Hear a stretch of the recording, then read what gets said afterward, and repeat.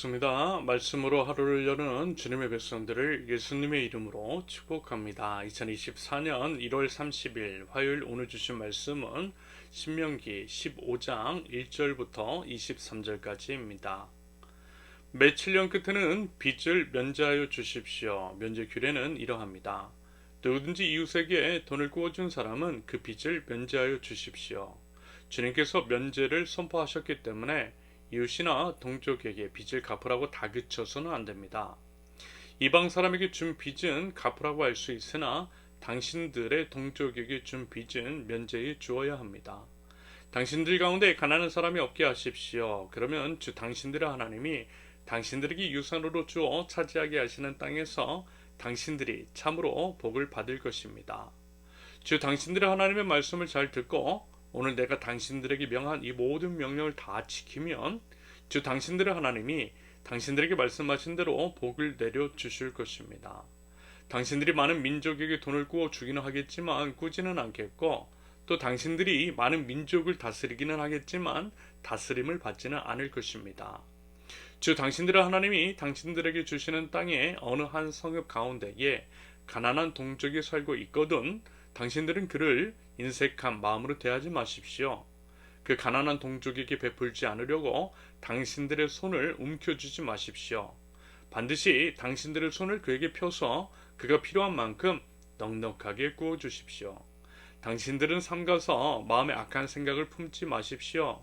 빚을 면제하여 주는 해인 일곱째 해가 가까이 왔다고 해서 인색한 마음으로 가난한 동족을 냉대하며 아무것도 구워주지 않아서는 안 됩니다.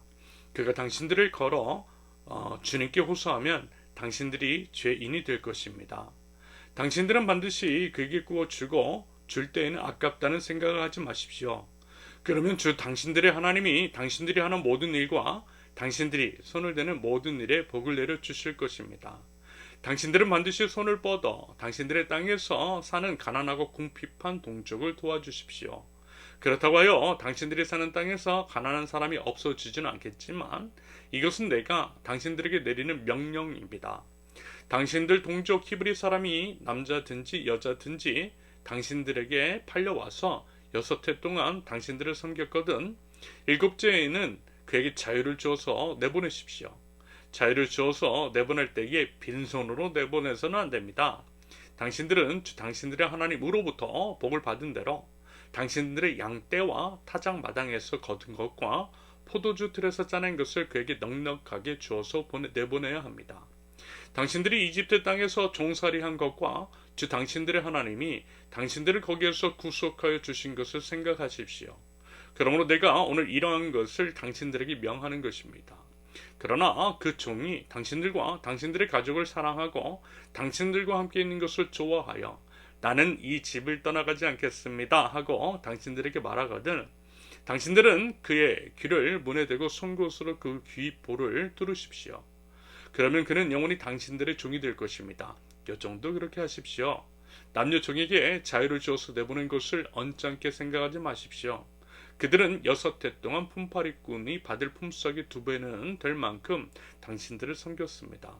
그렇게 내보내야만 주 당신들의 하나님이 당신들이 하는 모든 일에 복을 내려 주실 것입니다. 당신들은 소나 양의 처음 난 수컷은 구별하여 주 당신들의 하나님께 바쳐야 합니다. 처음 난 황소는 부리지 말아야 하고 처음 난 양은 털을 깎지 말아야 합니다.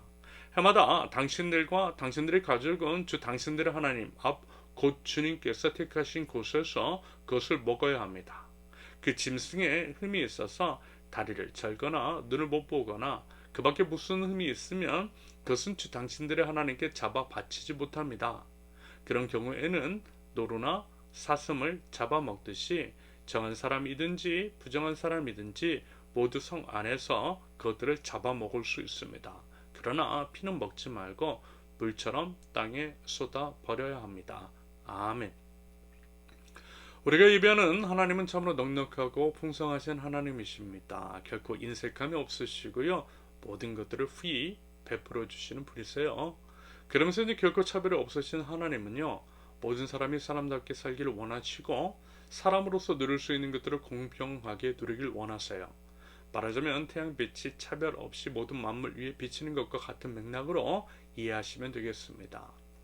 그리고 그것은 사람은 어느 누구도 예외 없이 하나님의 형상을 따라 지음받았다라고 하는 창조 원리. 이 땅에는 이미 구원을 받은 사람과 앞으로 구원받을 사람만 있다라고 하는 것. 다시 말해서 그 어느 누구도 하나님의 구원에서 배제되거나 소유될 수 없다라고 하는 것과도 연결이 되어 있는 것이겠죠. 이것이 바로 하나님의 나라인 것이고 하나님 나라에서 드리는 복이고 은혜인 줄로 믿습니다. 여러분 상식적으로 한번 생각해 보십시오. 만약에 하나님 나라에도 가난한 사람이 있다라고 한다면, 그 안에도 빈부의 차이가 있고 귀천이 있다라고 한다면, 여러분 어떻게 그와 같은 것이 하나님 나라일 수 있겠습니까? 하나님 나라라고 한다면요, 설령 이 땅에서는 굶주려도 하나님 나라에서는 모두가 배불리 먹을 수 있어야 하는 것이 맞는 것이겠죠. 그래야만 하나님 나라를 소망할 수 있을 것입니다. 그러면서 하나님 나라를 표방하는 하나님 나라 공동체, 하나님께서 하나님 나라를 백성 삼아 주신 곳에서는 말하자면요, 이와 같은 일이 구현되어야만 할 것입니다. 그것들을 이제 경험함으로써 하나님 나라가 어떤 것인지를 맛보아 알고 하나님 나라를 더욱 사모하도록 하는 것, 그것이 하나님 나라 백성, 하나님 나라 공동체의 역할이라는 말씀인 것입니다. 우리 세우는 교회가 표방하고 있고 사실 모든 교회들이 힘써 만들어야 할 하나님 나라의 모델하우스라고 하는 것이 말하자면 이와 같은 맥락에서 나온 것으로 이해하시면 되겠어요.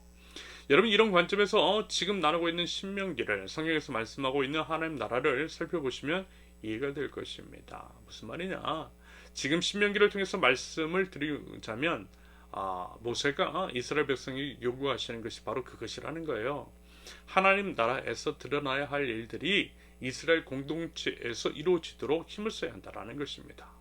그것들을 통해서 하나님이 어떤 분이시며 하나님 나라가 무엇인지 먼저는 당사자인 이스라엘 공동체가 경험을 하고 나아가 주변의 이웃들도 경험하게 함으로써 하나님께 영광을 올려드리고 하나님의 나라를 확장해 나가는 것, 그것이 하나님 나라 백성의 사명이라는 것입니다. 여러분 이러한 관점에서 보면요, 오늘 보면 너무나 쉽게 이해가 될 거예요. 빚을 진 사람들, 가난한 사람들, 어쩔 수 없이 종이 된 사람들에 대한 태도에 관한 이야기, 과연 그들에게 어떻게 해야겠냐라는 것입니다. 여기서 잠깐 우리가 이제 염두에 두어야 할 것은요, 사실 하나님의 나라는 급진적인 개혁이거든요. 우리가 살고 있는 사회 상황과 관련하여 그것들을 생각해 보면 너무나 급진적입니다. 레디컬하다는 거예요. 하나님 나라 복음을 온 삶으로 힘써 선포하셨던 예수님은요, 어떠셨어요? 참으로 급진적이셨어요. 십자가에 매달려 죽게 되신 것도 그 당시 유대 사회 질서를 전복시킬 만한 급진적이었기 때문일 수도 있겠습니다. 그러면서 하나님은 또한 배려의 하나님이시라는 것. 그래서요, 예를 들어 무조건적인 평등을 이루어야 한다라고 하는 식으로 가진 자의 것을 강압적으로 빼앗는다거나 급하게 강제하지는 않으시더라는 것입니다. 공산주의자들의 폭력과는 전혀 다르다는 거예요. 오히려 어때요? 일종의 유예기간 같은 것들을 주세요. 본문에서 드러나는 것처럼 매 7년마다 빚을 변제해주고 노예에서 해방시켜 주라는 것입니다. 당장 하라는 게 아니라는 거예요. 말하자면 그러한 기간을 통해 빚진 자들, 종살이한 사람들이 힘써 그 빚을 갚아 나가도록 하시는 한편, 그렇게 이제 충분히 노력했음에도 불구하고 안 되는 부분에 대해서는 그 노력을 인정해 주고요, 재기할 수 있는 기회를 허락해 주는 아량을 베풀라고 권면하고 있는 것입니다. 그리고 이제 사실 6년 동안 빚을 갚기 위해서 노력을 하고 종살이를 하면 어때요? 어느 정도 이제 채권자나 멘도소의 주에게도 큰 손해는 가지 않을 것입니다. 오히려 더 많은 것들을 얻었을 거예요. 말하자면 이런 식으로 모두를 배려하는 면이 있더라는 것입니다. 더불어요, 이런 게 있어요. 어제 이제 11조 나눔에서도 언급을 드린 부분이 있고 하나님 나라 원리에 대해서 말씀을 드리면서 종종 이야기를 했던 것인데요, 누구나 사람으로서의 삶을 보장받을 수 있도록 해주자는 것이 하나님의 가르침이자 하나님 나라 가치의 실현이라고 할 수 있겠습니다. 이런 이유로 가난한 사람들, 인간으로서 누려야 할 기본적인 것도 누릴 수 없는 사람들에게 힘써 베풀라고 하세요. 여러분, 우리 예수님께서요, 내 이웃을 내 자신과 같이 사랑하라고 하셨잖아요. 우리가 예수님을 믿고 따른다면 예수님의 언행을 따라서 행해야 할 것이며, 그렇다고 한다면 이런 게 맞는 것이겠죠. 내가 배고프면 밥 먹고 싶은 것처럼 내 이웃이 돈 없어서 굶고 있다면 밥 사주는 것이 맞지 않겠느냐라는 것입니다. 그런 것들 하자는 거예요. 그리고 속된 말로요, 머리 굴리지 말라는 것입니다.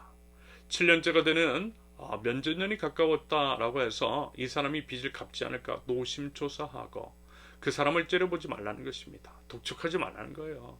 이것이 하나님 나라 백성다움인 것이고 하나님을 신뢰하는 온전한 믿음이며 믿음의 실천이라는 것입니다.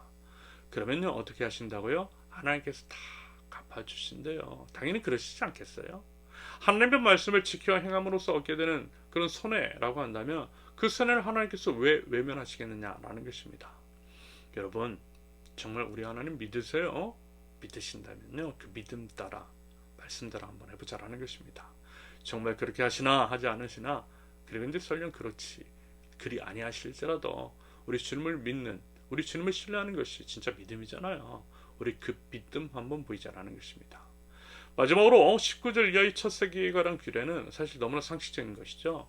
하나님께 제일 좋은 것, 가장 소중한 것, 온전한 것을 드리는 것은 당연한 것입니다. 우리 부디요 그 마음을 지켜 행함으로써 우리 하나님께 우리의 믿음을 우리의 순전한 입으로 올려드리는 저와 여러분들 하나님 나라 백성들 모두 되실 수 있기를 예수님의 이름으로 축원합니다. 함께 기도합니다.